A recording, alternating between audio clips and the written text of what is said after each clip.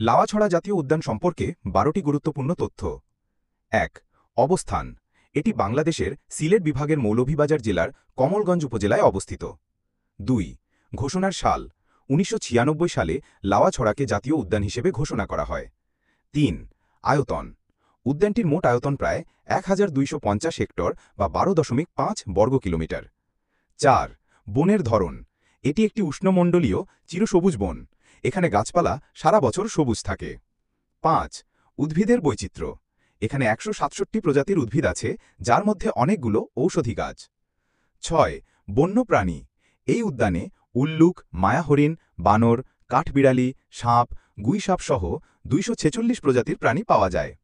৭। পাখির অভয়ারণ্য।